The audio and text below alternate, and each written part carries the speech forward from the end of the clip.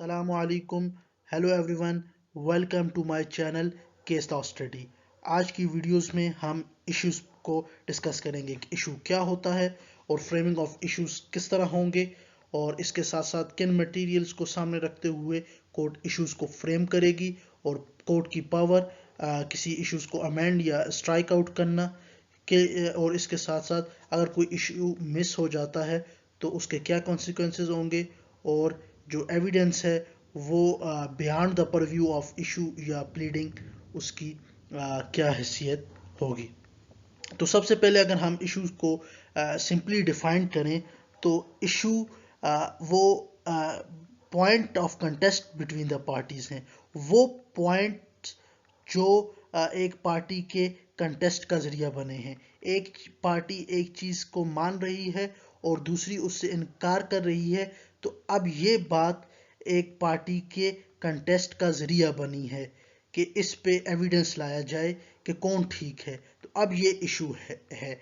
Suppose एक कहता है कि मेरी बी के साथ शादी हुई है, बी कहती है कि मेरी ए के साथ शादी नहीं हुई। तो अब ये दोनों के कंटेस्ट का जरिया बना है ये बात। तो अब ये इशू है।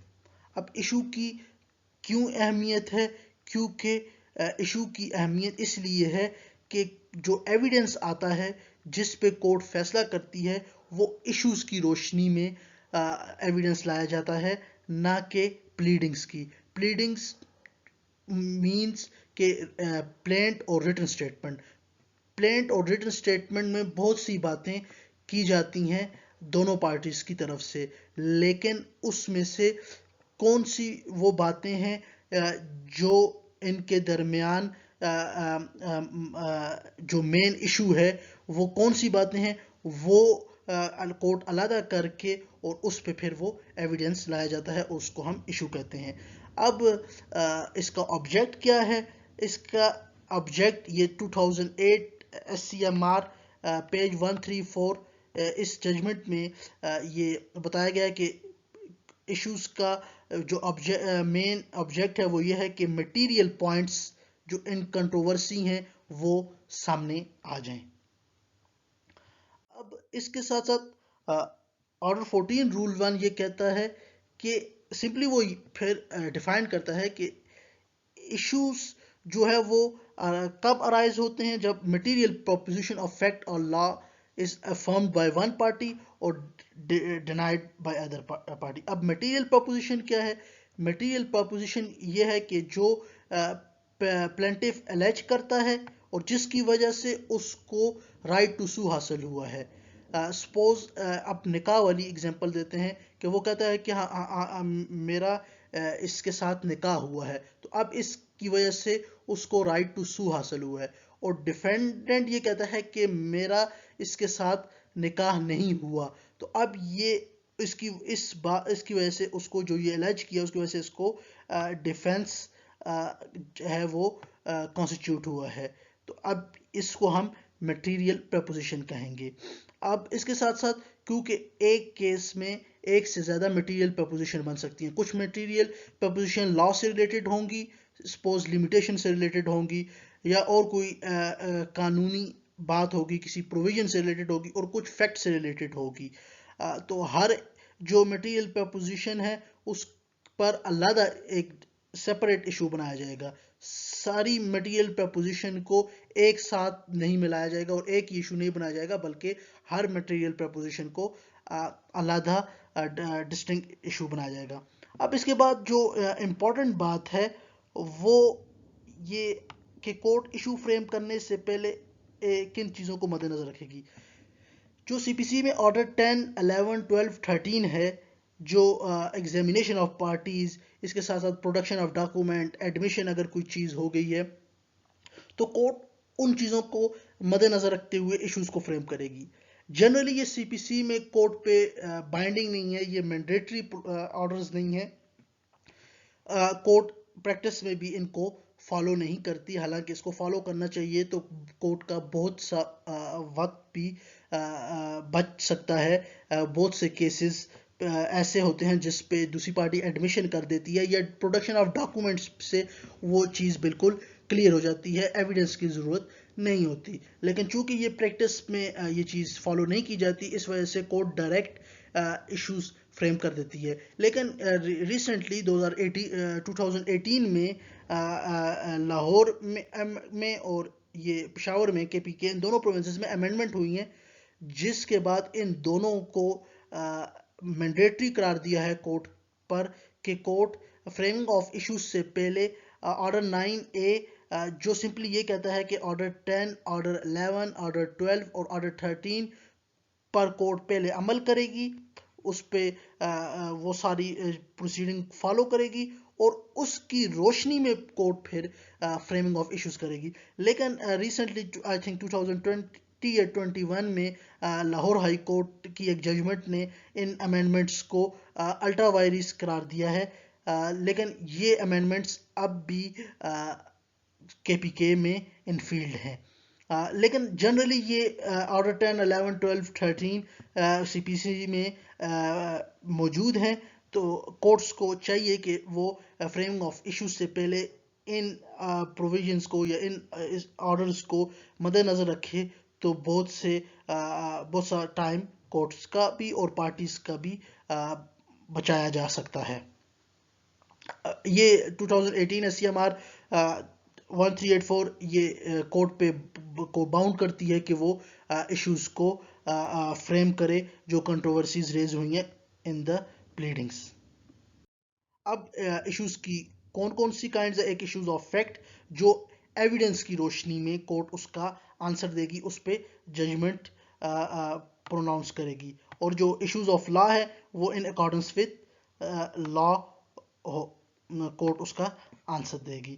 اب آرڈر 14 رول 2 یہ کہتا ہے کہ جہاں ایشوز آف فیکٹ اور ایشوز آف لا دونوں رائز ہوں تو کورٹ ایشو آف لا کو پہلے ڈیسائیڈ کرے گی. اس کے ساتھ یہ آرڈر 14 رول 5 کورٹ کو یہ پاور دیتا ہے کہ وہ پروناؤنسنگ آف ججمنٹ یا پاسنگ ڈگری سے پہلے کورٹ ایشوز کو امینڈ بھی کر سکتی ہے، اس کو فریم بھی کر سکتی ہے، ایڈیشنل بھی فریم کر سکتی ہے، اور کورٹ کسی ایشوز کو اسٹرائک آؤٹ بھی کر سکتی ہے بیفور پاسنگ ڈگری. کورٹ یہ سمجھتی ہے کہ یہ ایشو رانگلی فریمڈ ہوا ہے تو اس کو کورٹ اسٹرائک آؤٹ بھی کر سکتی ہے. اب کن مٹیریل کو سامنے رکھتے ہوئے کورٹ ایشوز کو فریم کرے گی؟ تو آرڈر 14 رول 3 یہ بتاتا ہے کہ کورٹس یہ ان تینوں کو مد نظر رکھتے ہوئے بھی فریم کر سکتی ہے ایشوز، یا کسی ایک کی روشنی میں بھی کورٹ ایشوز فریم کر سکتی ہے. اس میں سب سے پہلے ہے کہ may frame issues from allegation made on oath by the parties. اگر کوئی ایلیگیشنز کو پارٹیز نے کی ہیں کورٹ کے سامنے آن اوتھ، اس کے روشنی میں بھی کورٹ ایشوز فریم کر سکتی ہے. یا سیکنڈ ہے allegations made in the pleading, جو ایلیگیشنز جو باتیں پلیڈنگز میں کہیں گئیں، پلیڈنگز کی روشنی میں ایشوز فریم ہوگی. یا انٹیروگیٹریز جو آرڈر 11 ہے اس کے پروسیجر کے بعد بھی اس کی روشنی میں بھی کورٹ ایشوز فریم کر سکتی ہے. اس کے ساتھ ساتھ کورٹ ایشو فریم کر سکتی ہے from the contents of the documents. یہ آرڈر 13 ہے کہ اس کی روشنی میں بھی کورٹ کر سکتی ہے. اور یہ جو ایلیگیشنز میڈ آن اوتھ یہ آرڈر 10 ہے، اس کا رول 2 ہے. اس میں کورٹ ایگزامینیشن آف پارٹی کرے گی آن فرسٹ ہیئرنگ، اور اگر اس سے جو نتیجہ نکلتا ہے کورٹ اس کو ریکارڈ کرے گی ان رائٹنگ اور اس کو پارٹ آف دا ریکارڈ بنائے گی. تو ان تین چیزوں کو یا کسی ایک کو بھی مد نظر رکھتے ہوئے کورٹ ایشوز فریم کر سکتی ہے.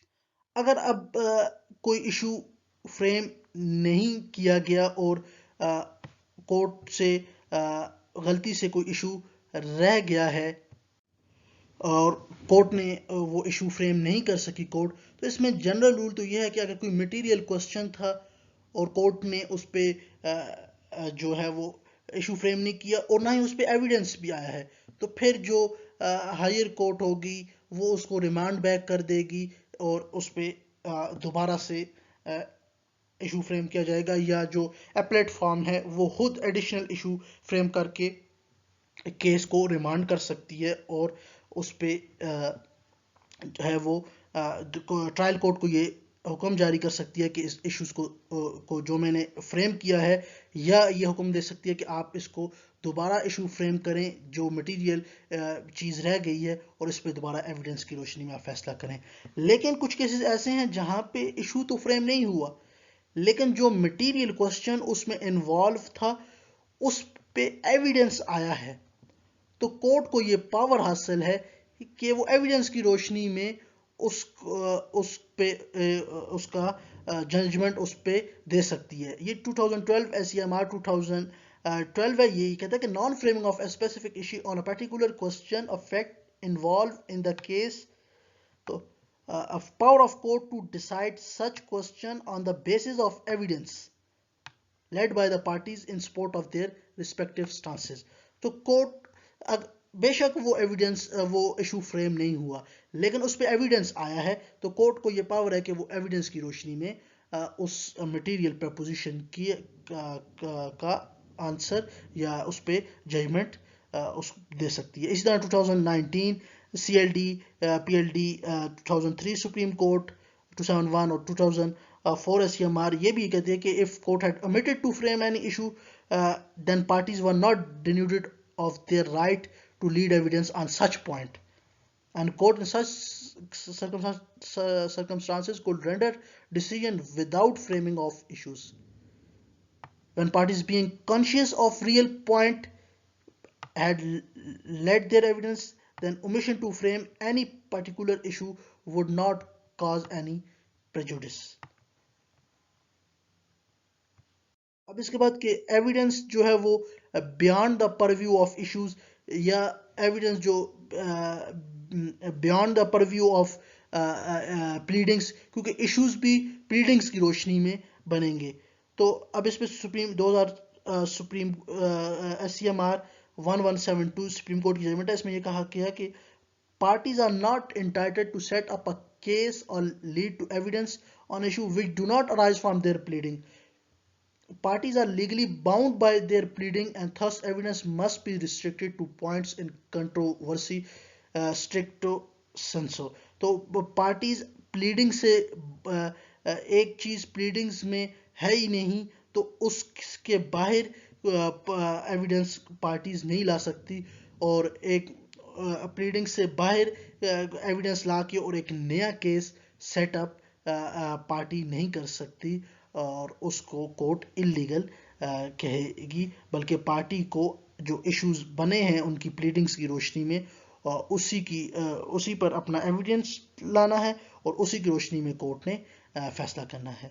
تو یہ تھی آج کی ہماری ویڈیو۔ اگر آپ کو ہماری یہ ویڈیو یہ پسند آئی ہے تو چینل کو سبسکرائب بھی ضرور کیجیے گا، اور ویڈیو کو لائک بھی ضرور کیجیے گا۔ جزاک اللہ خیرا۔